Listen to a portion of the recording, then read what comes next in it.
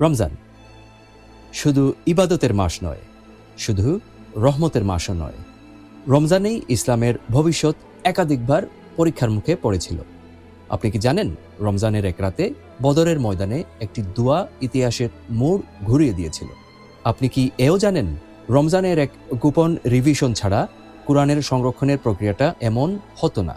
আর আপনি কি এও জানেন, এক তরুণ সাহাবী রমজানের ক্ষুধার মাঝেই হাতে থাকা খেজুর ফেলে দিয়ে শহীদ হয়েছিলেন? আজ আমরা সেই রমজানের কিছু মুহূর্ত নতুন করে দেখব, যেগুলো ছাড়া ইসলামের ইতিহাসকে পুরো বোঝা যায় না।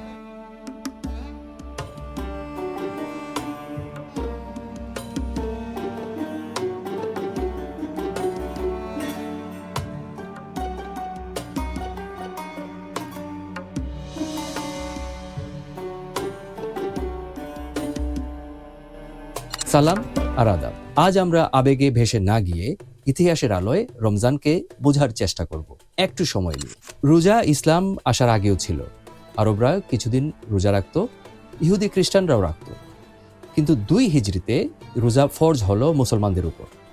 এটা কোনো সাধারণ ঘটনা ছিল না, কারণ তখন মুসলিমরা শরণার্থী। মক্কায় সম্পদ ফেলে এসেছে, অনেকের বাড়ি দখল হয়েছে, মদিনায় এসে নতুন করে দাঁড়ানোর চেষ্টা চলছে। চারদিকে অর্থনৈতিক চাপ, চারদিকে অনিশ্চয়তা। এই সময়ই রোজা ফরজ হলো। খেয়াল করুন, রোজা ফরজ হলো এমন সময়ে যখন মুসলিমরা আগে থেকেই বিভিন্ন দুর্দশার মধ্যে ছিল। মদিনার সেই দিনগুলো সহজ ছিল না। এমন সময় গেছে নবী করিম সাল্লাল্লাহু আলাইহি সাল্লামের ঘরে টানা কয়েকদিন চুলা জ্বলেনি। মাসের পর মাস খেজুর আর পানি দিয়ে দিন কেটে গেছে। আর আজ আমরা বলি, ইফতার তো একটু ভালো মতো হতে হবে। খেজুর আছে, শরবত আছে, তার সাথে ছোলা ভুনা, বেগুনি, আলুর চপ, পেঁয়াজু, খিচুড়ি, চিকেন রোল, স্প্রিং রোল, সমুচা, হালিম, তেহারি, বিরিয়ানি, নেহারি। মাশাআল্লাহ। সমস্যা খাবারে না, সমস্যা যদি খাবারটাই রমজানের কেন্দ্র হয়ে যায়। খেজুর আর পানি দিয়েই দিন কেটে যেত। আর আজ আমরা ভাবি ইফতার মানেই আয়োজন। রমজান নবী করিম আর তার সাহাবীদের কাছে ডায়েট মাস ছিল না, এটি ছিল ধৈর্যের বাস্তব অনুশীলন। সেই একই রমজান মাসেই ইতিহাসের সবচেয়ে গুরুত্বপূর্ণ একটা দিন আসে, 17 রমজান। 313 জন মুসলমান, অনেকের কাছে কোনো অস্ত্রও নেই। একজনের উটে 2 জন পালা করে চড়ছে। রমজান, মরুভূমির তপ্ত গরম, আর সামনে হাজারো সশস্ত্র শত্রু।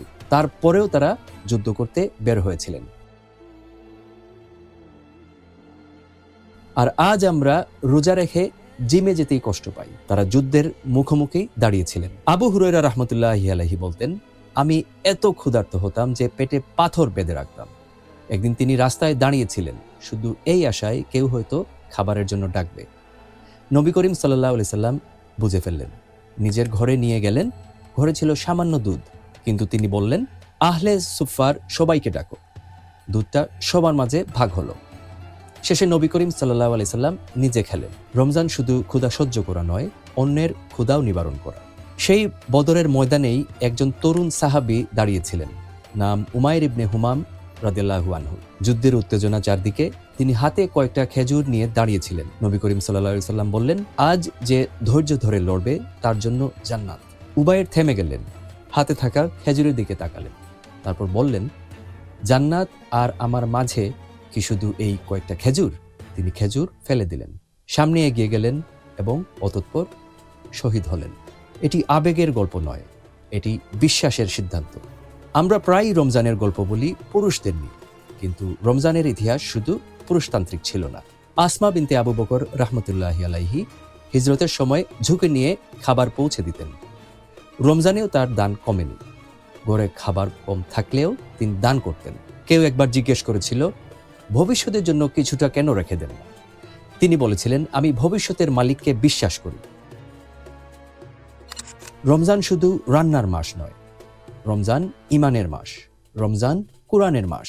রমজান এলে নবী করিম সাল্লাল্লাহু আলাইহি সাল্লামের ইবাদত বেড়ে যেত বহুগুণ। হাদিসে আছে, তিনি এত দীর্ঘ কিয়াম করতেন যে তার পা ফুলে যেত। একবার ভাবুন, যার অতীত ভবিষ্যৎ সব ক্ষমা করা, তিনি রাতভর দাঁড়িয়ে থাকেন।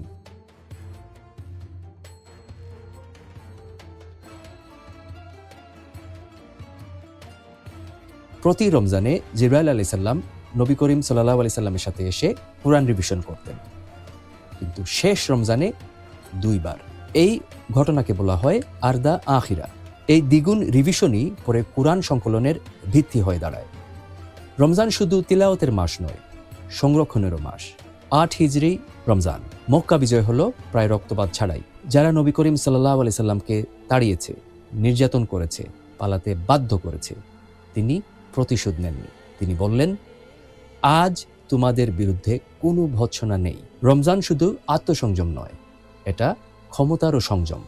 10 হিজরি রমাদান, নবী করিম সাল্লাল্লাহু আলাইহি সাল্লাম 20 দিনের ইতিকাফ করলেন। স্বাভাবিকভাবেই তিনি করতেন 10 দিন। শেষ রমজানে কুরআন 2 বার রিভিশন হলো, তারপর বিদায় হজ, তারপর অসুস্থতা, তারপর ইন্তেকাল। শেষ রমজান ছিল নীরব প্রস্তুতির মাস। আমাদের রমজান ইফতারের লিস্ট, রাত জেগে সিরিজ দেখা, আর তাদের রমজান ছিল ক্ষুধা, যুদ্ধ, রাষ্ট্র গঠন, কুরআন সংরক্ষণ, ক্ষমা এবং বিদায়ের প্রস্তুতি। একটি প্রশ্ন, আমাদের রমজান কি আমাদের বদলায়, নাকি আমরা শুধু সময় কাটাই? আর যদি এটাই হয় আমাদের শেষ রমজান, আমরা কি বদলাবো ইফতারের মেনু নাকি চরিত্র? রমজান তো আসে, প্রতি বছরই আসে, কিন্তু আমরা কি বদলাই? হয়তো সমস্যা রমজানে না, সমস্যা আমাদের ভিতরে। নবী সাল্লাল্লাহু আলাইহি সাল্লাম নেই, আবু হুরায়রা নেই, উমায়ের নেই, আসমাও নেই, কিন্তু রমজান আছে, প্রতি বছর আসে, দরজায় কড়া নাড়ে। আমরা কি এবার দরজা খুলব, নাকি আবারও রমজান চলে যাবে, আমরা একই রকম থেকে যাব? রমজানকে আমরা যেন শুধু কাটিয়েই না দিই, অন্তত এমন হোক রমজান আমাদের একটু হলেও বদলে দিয়ে যায়। যদি এমন ইতিহাসভিত্তিক আলোচনা আপনাকে ভাবতে কৌতূহলী করে, তাহলে আদিলস ইনসাইড সাবস্ক্রাইব করে পাশে থাকুন। সামনে আসছে রমজান সিরিজের পরের পর্ব, দেখার আমন্ত্রণ রইল। ধন্যবাদ।